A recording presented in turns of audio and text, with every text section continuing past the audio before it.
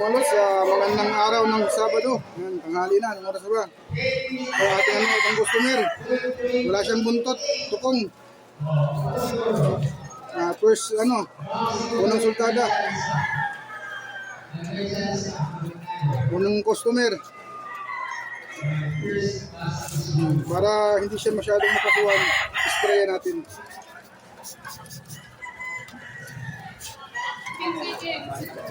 Dito bilang.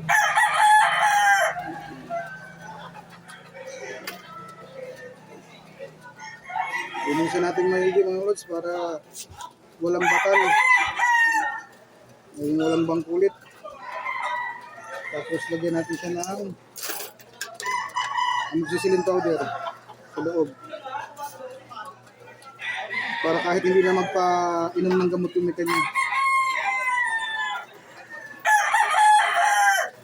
Siyempre, tahiin natin. Tahiin natin siya.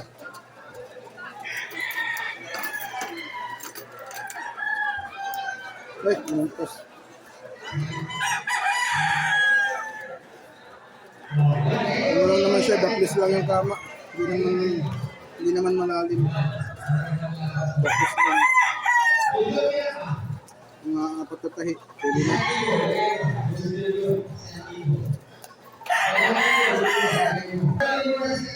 Yung mulot, isang tahi na lang sa kanyang laman. Hindi po natin yung kanyang balat.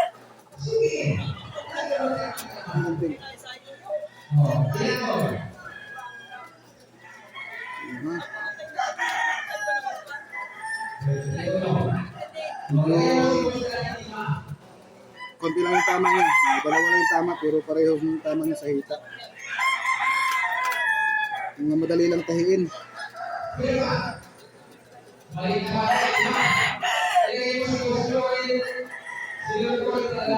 Pag nalinisan na natin yung lagyan ulit natin siya ng amoxicillin powder. Saka natin tahiin ulit yung kanyang balat.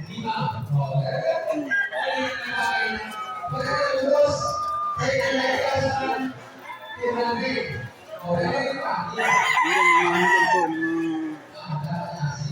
walong tahi yung kanyang balat.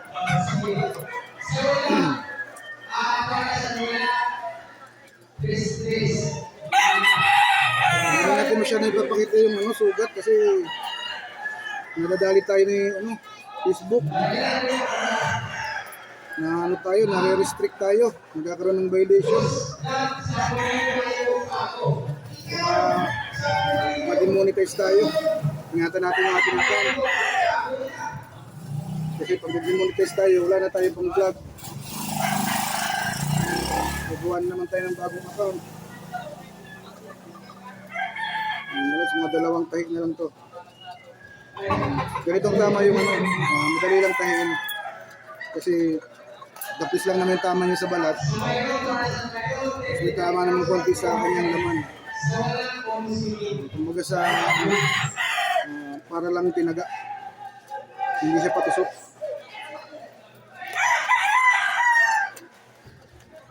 Ito last na.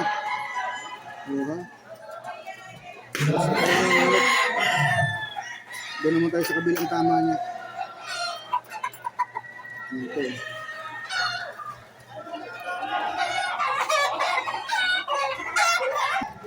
So yung mga tama na sa kabilang hita niya mo yung sa singit. So dapat ipitin natin siya dito. Sa ating pang sapin. Madali-gamit mo. Tali. Mahirap yun. Gumamit pa ng tali. Tapos gupitin lang natin siya ng konti. Para lumabas yung kanyang tama sa hita. Paluluwagin lang natin yung kanyang tama.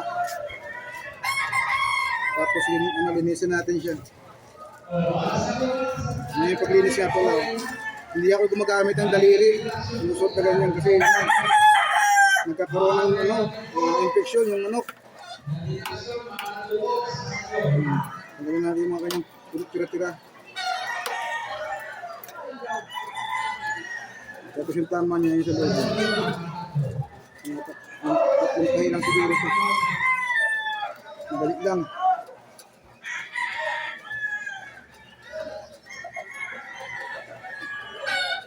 Diba?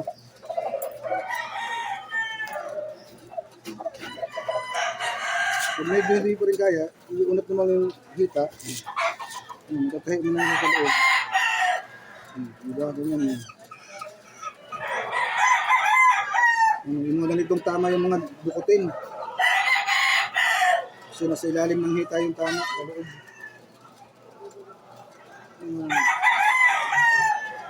Lagi na mawala itong buto nito.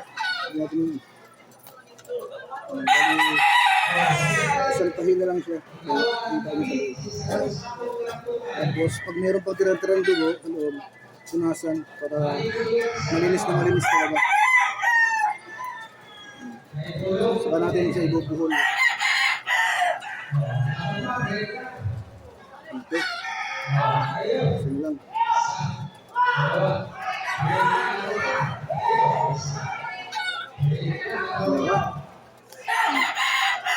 Tapos na natin tahin yung laman niya. Linisan naman ulit natin siya kasi mayroong mga tira-tirang dugo yan. Ang paglinis. Okay, gilid yung linis na. Saka natin siya lalagyan ulit ng susilin powder sa loob. Tapos saka natin ulit tatahin yung kanyang balat. Yun naman pagtahin ng balat. Medyo ano lang yung kanyang paa. Ano kasi sakang. Kaya medyo ano yung kanya, ang tawag baloktot.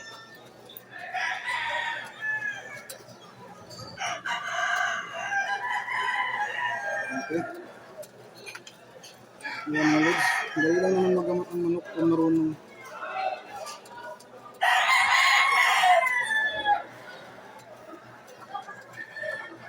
Masagiri nagmamarunong.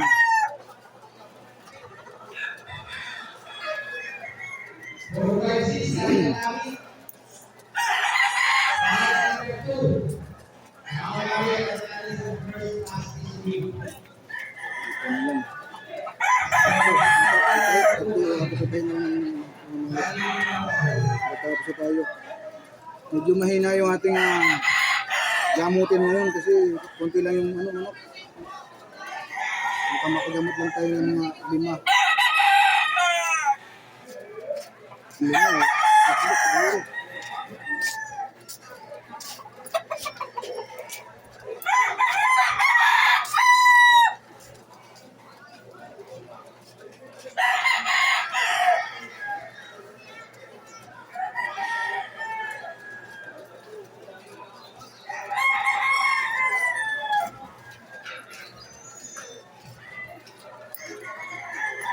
Okay. Tapos na tayo. Lasitahin na ito sa balat. Maghihintay na lang tayo ng next customer. Okay. Wala nga pala tayong quick heal ngayon kasi hindi pa dumating yung ating order. Kaya wala tayong panglagay. Magbusan tayo. Ayun ulots, tapos natin siyang gamitin. Okay. Diba? Tsaka number 1 pala mga lods, huwag nyo makakalimutan tanggalin yung kanyang tape sa paa. Kasi pag nakalimutan ito ng mekanya, mangitim yung kanyang paa. Tapos mahubulok. Mapuputol. Wala naman siyang tama na ito. Wala yung tama niya. Wala siyang buntot, kapong. Okay, lods.